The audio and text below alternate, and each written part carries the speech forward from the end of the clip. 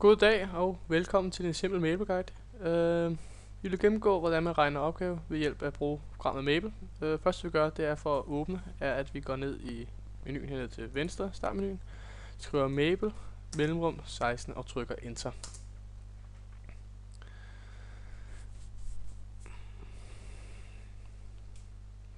Maple lige lov til at arbejde. Som man kan se, så åbner vores Maple interface op sådan her. Så kan vi se, at vores den røde pil, vi kan se heroppe, her, indikerer, at vores Maple-dokument er i worksheet mode, hvilket betyder, at den nu er en måde, man arbejder på. Der er noget andet, der hedder document sheet. Det gør man ved at trykke på den her. Det er et lille T heroppe, går ned her. Så man kan se, at der er forskel på de to her. Hvis jeg skriver noget her, så kan du skrive alt, hvad du har lyst til. Jeg vil skrive Maple Guide. Det er til tekst, fremstilling og så videre. Hvis man skriver noget heroppe ved en rød pil, kommer alle de andre ting frem, og det arbejder vi videre med nu. For at vi skal lære at arbejde med Maple, starter vi lige forfra her. Jeg tror bare Ctrl Enter og Delete. Det vi skal lære nu, det er, at vi skal give en given værdi til det bogstav, såsom x og y. Det vi gør ved at skrive y, kolon lige med. Det er vigtigt, at man skriver kolon lige med, for nu ved Maple, at y er lige med den værdi, vi kommer til at give nu. Så skriver vi 1 plus 8 her, og trykker Enter. Så man kan se, regner Maple nu ud til, at y er lige med 9. Så nu ved den fremadrettet, at y er lige med 9.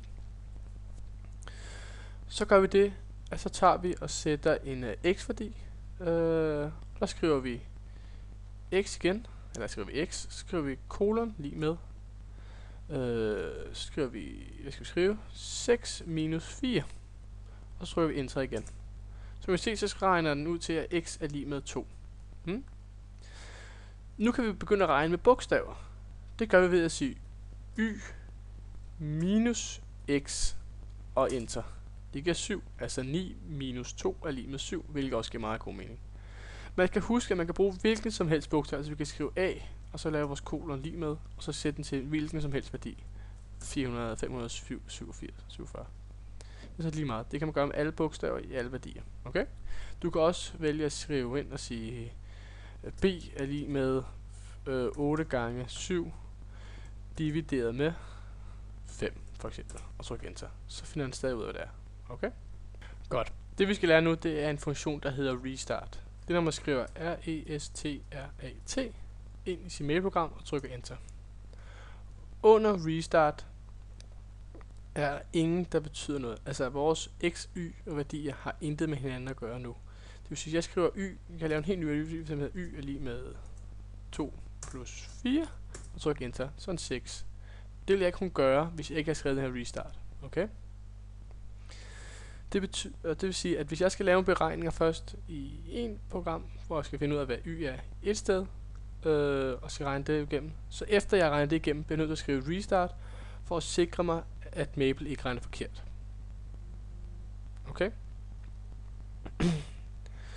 Det vi gør nu, det er, at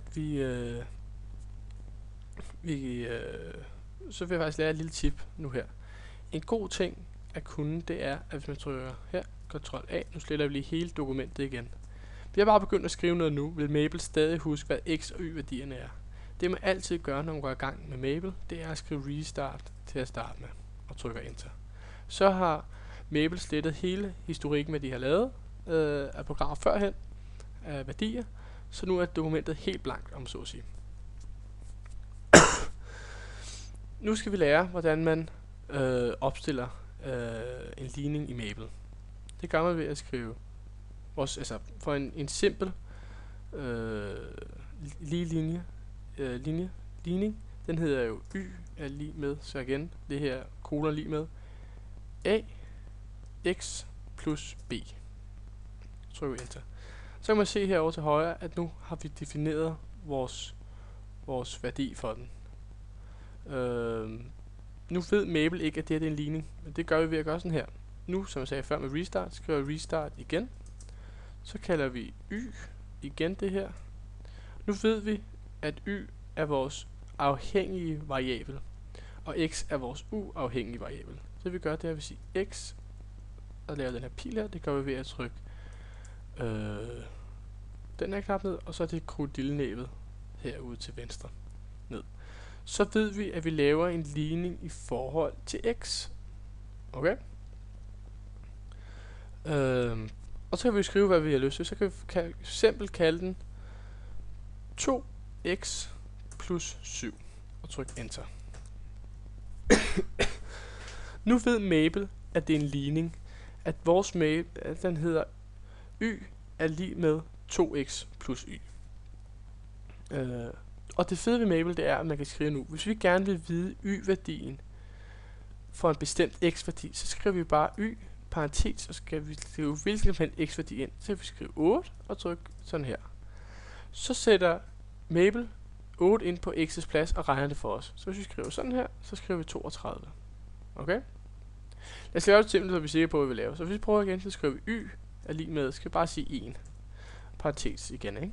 Og trykker enter. Så siger den 9. Det vil så sige 2 gange 1, fordi x står oppe i vores graf heroppe, eller vores ligning. Så er 2 gange 1, det er 2, plus 7, det er 9. Altså Mabel har regnet rigtigt. Det er den måde, Mabel regner på. Godt. Nu skal vi begynde at lave nogle beregninger med det her. Og det kan vi gøre, hvis vi og det er igen jo samme måde at vise på, at man kan finde nogle koordinater på den. Altså, hvis vi siger, at vores y-værdi til 1x er lig med 9, så har vi jo et punkt, der hedder 1,9. Altså punkt 1,9 ligger på vores koordinatsystem. Og det kan vi finde ud af ved at plotte den her. Og måden man plotter i Mabel på, det er at skrive plot, parentes y. For som I kan se her, så er y jo en defineret værdi heroppe. Altså y er lig med x, 2x plus 7. Så derfor kan jeg bare tillade mig nu at trykke enter. Og så lader vi lige Mabel arbejde her igen.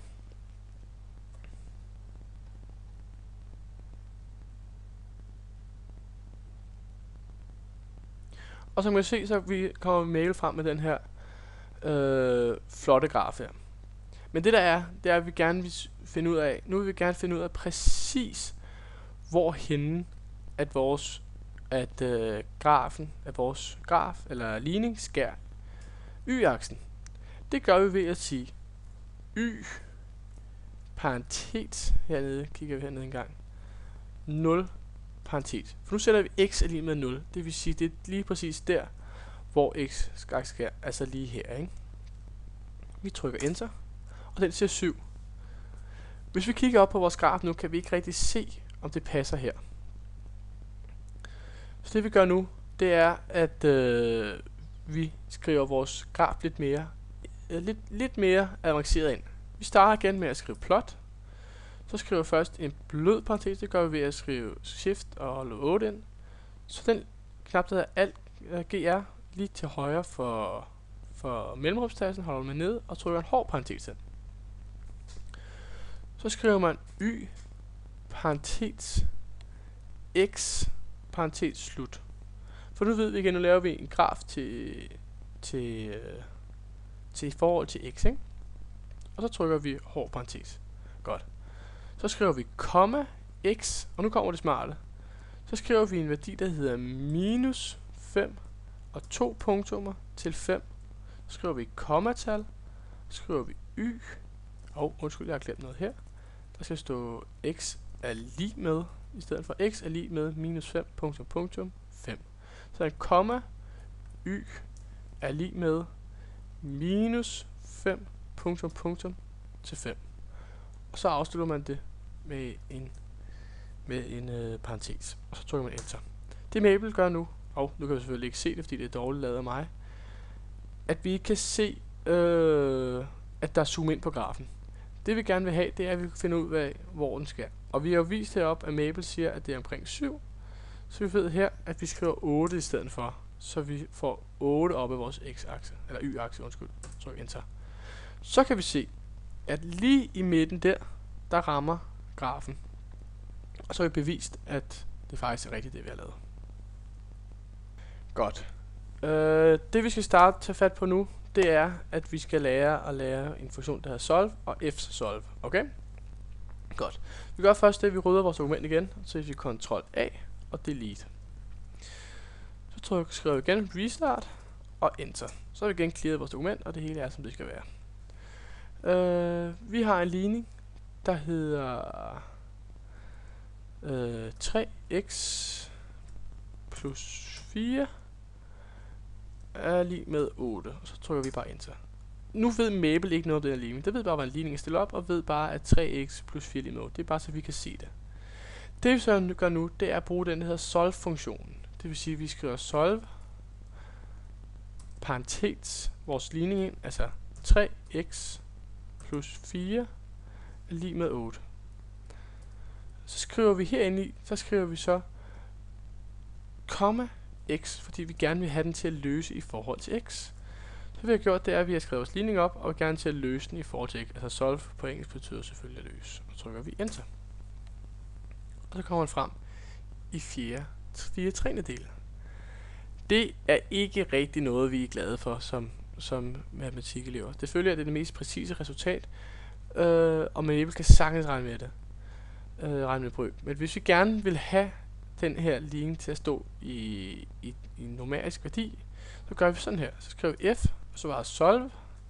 Så skriver vi vores ligning op igen. 3x plus 4 er lig med 8, x, og så parentes slut igen. Så prøv at se, hvad Maple gør nu. Så laver Maple det om til et tal.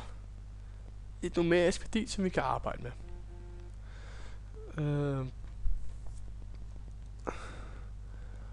Og det er egentlig det, vi skulle lære. Så er lige nogle små ting, jeg vil vise jer her, inden vi slutter. En menubar, som er meget god her. Jeg lukker lige ned, så jeg kan vise jer, at den ser ud, når I åbner. Og hvis vi starter med den, der hedder Expression, som er meget god, som ligger her, og trykker på den, der kan man se, har alle mulige, for eksempel, der er simpelthen i kvadrant, der er i, ja, hvad skal man skrive, der er sinus, der er cosinus, der er tangens, der er, ja, alle de ting, differentialregning, sigma, ja, der er rigtig, rigtig mange gode ting herinde, man kan bruge, som herinde. Så er der også noget, der hedder Common Symbols hernede. Og der er jo en som pi, som vi selvfølgelig godt vil bruge og regne med. Så kan man en god ting at have. Den aller sidste ting, jeg vil vise jer her på min simple Maple guide, det er en lille funktion, der hedder gennemregning. Og den gør man ved, jeg åbner lige en af mine gamle matematik-dokumenter. Gør jeg ved at gå herind, så computer, find den, der hedder skrivebord, den er der, matematik sukkertoppen, matematik A, opgaver, nej det var ikke den, det var afleveringer, og så den, der hedder karusel. Nu skal lige Maple lige have lov til at åbne dokumentet, og skal jeg vise jer, hvad det er.